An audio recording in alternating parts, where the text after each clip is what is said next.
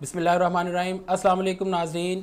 Shout TV के studio से जैन मलिक की जानिब से और शाउट टीवी की पूरी टीम की जानिब से आपको ईद उल अज़हा की ढेरों खुशियाँ और ढेरों मुबारकबाद।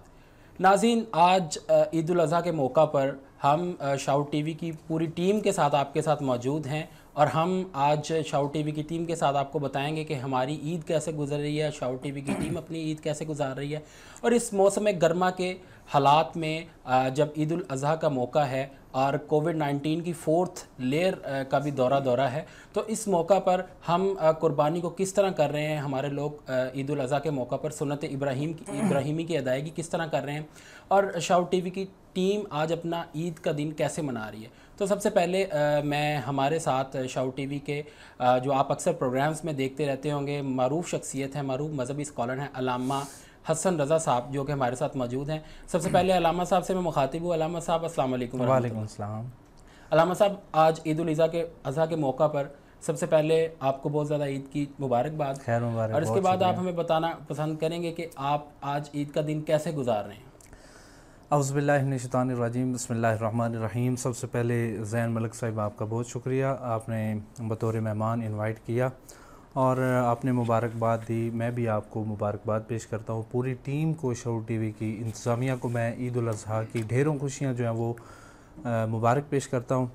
और आपने ये बड़ा खूबसूरत सेशन जो है ना इसका आगाज़ किया, बल्कि ये शाउट टीवी का ये ख़ासा है कि हर मौके पे इनकी ये कोशिश होती है कि इस तरह के जो प्रोग्राम्स हैं और जो टीम है, जो स्टाफ हैं, इनकी जो हौसला अफजाई के लिए इनका इंटरव्यू किया जाए, इनके अहवाल जो हैं वो जाने जाएँ। तो ये काविश जो है ना ये लाइक तहसीन है। तो आपने बड़ा खूबसूरत सवाल उससे आगाज़ किया है, तो मैं आपको बताता चलूँ कि जो मेरा मामूल है ना वो ये है कि ईद उल अज़हा के दिन सुबह नमाज़ फ़जर जो है उस वक्त बेदार होना है, नमाज़ फ़जर अदा करनी है। उसके बाद कुरान मुक़द्दस की तिलावत करनी है। तिलावत के बाद जो कुर्बानी का सिलसिला है उसके लिए तैयारी शुरू कर देनी है। लेकिन उससे कबल हमने ईद उल अज़हा जो है उसकी अदायगी को भी लाज़िम बनाना होता है। तो हमारी कोशिश होती है कि हमेशा जो कुर्बानी है ना वो हम खुद करते हैं।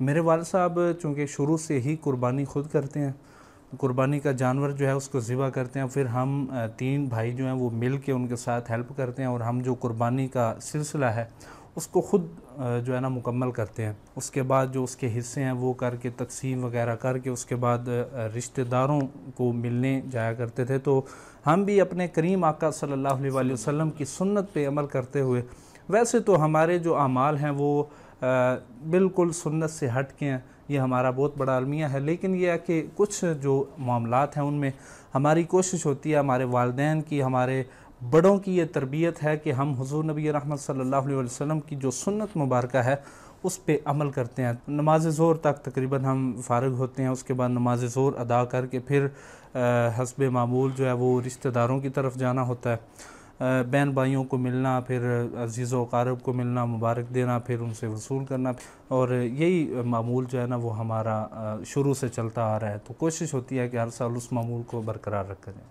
अल्लामा साहब, सुन्नत इब्राहीमी की अदायगी हम सब करते हैं, बहुत सारे लोग पूरी दुनिया में करते हैं। सुन्नत इब्राहीमी की अदायगी का मकसद और इसका जो पैगाम है जो अल्लाह सुब्हानहू व तआला की तरफ से हमारी तरफ मबूस किया गया, वो क्या पैगाम है कि इज़हार करना, कुर्बानी देना, अपनी पर्सनल लाइफ के अंदर भी छोटी छोटी चीज़ों में भी कुर्बानी देना, ताकि हमें जो सबसे ज़्यादा कीमती चीज़ है हम उसकी भी कुर्बानी दे सकें।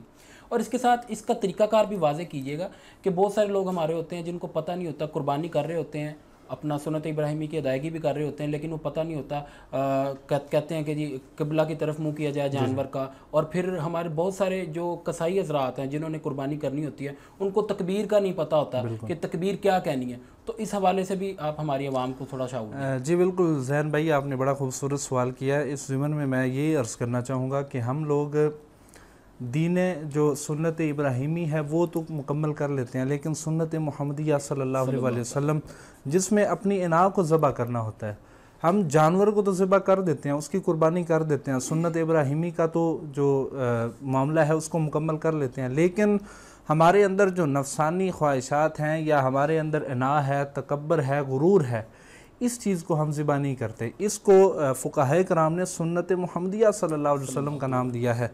तो हमें चाहिए सुन्नत इब्राहिमी के साथ साथ सुन्नत मुहम्मदिया सल्लल्लाहु अलैहि वसल्लम उस पर भी अमल करें। लेकिन हसन भाई इसमें ये देखा जाता है कि जो आपने अना की बात की वो तो हमारे आम घरों में, बहन भाइयों में, इवन हमारे रिश्तेदारों में हर जगह पे चाड़ी होती, तो इसके लिए, इसके बारे में आप क्या पैगाम देना चाहिए? बिल्कुल, मैं यही अर्ज़ करने लगा था कि हमें चाहिए कि सबसे पहले अपने गरीबान में झांकें कि किसके साथ हमारे मामलात दुरुस्त हैं, किसके साथ हमारे मामलात बिगड़े हुए हैं।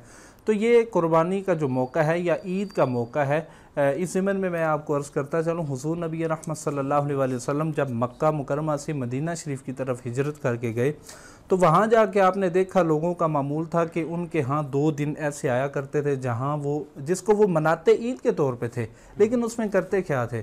उसमें करते ये थे कि शराब पीते थे, डांस करते थे, उसमें तरह तरह की लगवियात जो है वो उनका इस्तेमाल करते थे और उसको नाम देते थे ईद का। ठीक है, हुज़ूर नबी रहमत सल्लल्लाहु अलैहि वसल्लम तशरीफ़ ले गए, आपने वो त्यौहार देखे, आपने लोगों को जमा किया और बताया कि ए लोगों, ये जो तुम ईदें मना रहे हो ये असल ईदें नहीं हैं।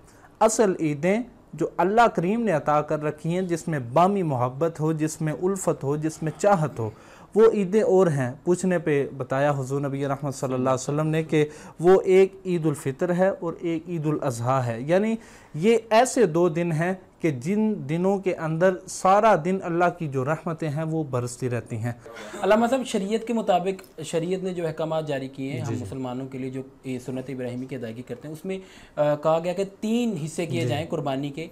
एक हिस्सा अपने रिश्तेदारों, अजीज़ व कारब के लिए, एक हिस्सा अपने लिए और एक हिस्सा गुरबा के लिए। तो हमें हमारे मुआशरे में देखने के लिए मिलता है कि हम वो तीनों के तीनों हिस्से जो अपने फ्रीज़र में रख लेते हैं, या बिल्कुल जो हमारे करीब करीब के लोग होते हैं, चाहे वो उन्होंने कुर्बानी की भी हो या उनके पास गोश्त की वाफर मिकदार भी हो, लेकिन सिर्फ हम अपने ताल्लुकात को निभाने के लिए उनकी तरफ गोश्त दे देते हैं, और गरीब गुरबा का जो इस्लाम का देने का मकसद है, गोश्त देने का मकसद, वो मकसद फोद हो जाता है। तो इस हवाले से आप क्या कहेंगे कि ये 3 हिस्सों में जो बांटना, जिसकी शरीयत ने हमें अहकामात जारी किए, इसका क्या मकसद है और इसके अंदर हिकमत क्या है?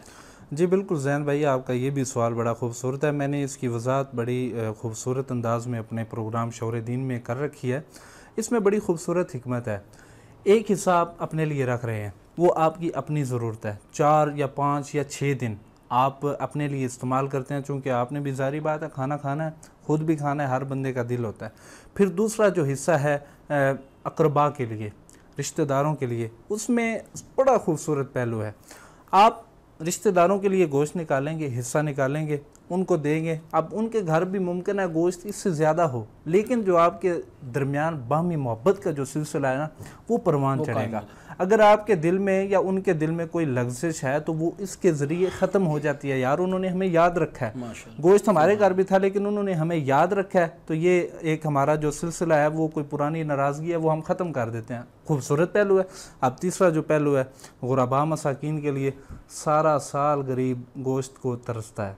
सारा साल जो यतीम है वो तरसते हैं, देखते रहते हैं कि हमारे दाएं बाएं, हमारे फ़लाँ सामने घर में कोठी में गोश्त बन रहा है, पता नहीं काश हमें भी कब नसीब होगा गोश्त, पता नहीं आज शाम को हमें नसीब होगा, नहीं नसीब होगा। फिर वो साल हर साल तरसते ही रहते हैं। अब अल्लाह करीम ने कैसा हुस्न इंतज़ाम फरमाया। ईद आती है, ईद उल अज़हा का दिन आता है, उनके लिए गोश्त का जो सिलसिला है वो चल पड़ता है। उनके लिए अल्लाह करीम वो गोश्त की बोटी जिसको सारा साल वो तरसते हैं, अल्लाह करीम उनके लिए वो बंदोबस्त पैदा फरमा देता है। तो ये बड़ी खूबसूरत हिकमतें हैं। अगर इनकी हम गहराई में जाएं, इनकी वजाहत में जाएं, तो बड़े लंबे पहलू जो है वो खुलते हैं।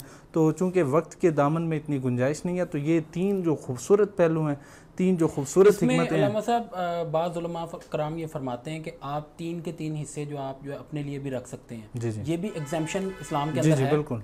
लेकिन और अगर वो है, वो किस सूरत हाल में है? वो देखें ना जी, ये फ़र्ज़ वाजिब नहीं है तकसीम करना। वो चीज़ जो फ़र्ज़ और वाजिब होती है उसको आप ना करें तो आप गुनाहगार हैं और वो आपके ऊपर कर्ज़ है। ये फ़र्ज़ वाजिब नहीं है।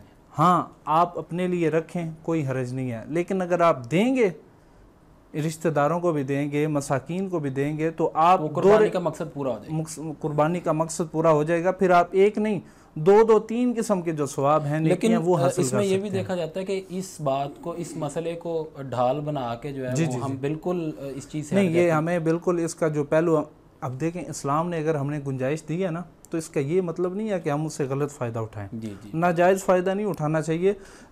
वो इस मामले में है, मैं आपको अर्ज़ करता चलूँ, अगर आपको यकीन है कि दाएं बाएं सारे ही स्ट्रांग लोग हैं, मतलब आपको हद्दुल वसा यकीन 110% यकीन है यार हमारे मोहल्ले में, हमारे टाउन में कोई एक ऐसा बंदा नहीं है जो साहिब इस्तिताअत ना हो या जो मुफलिस हो, तो फिर उस सूरत में आप अपने लिए रख सकते हैं। लेकिन अगर आपको बिल्कुल 1% भी शक है कि यार कोई ना कोई गरीब हो सकता है, तो फिर ये आपके लिए जायज़ मुनासिब नहीं। बहुत शुक्रिया अल्लामा हसन रज़ा साहब, आपने हमें अपनी कीमती आरा से हमें महसूस किया।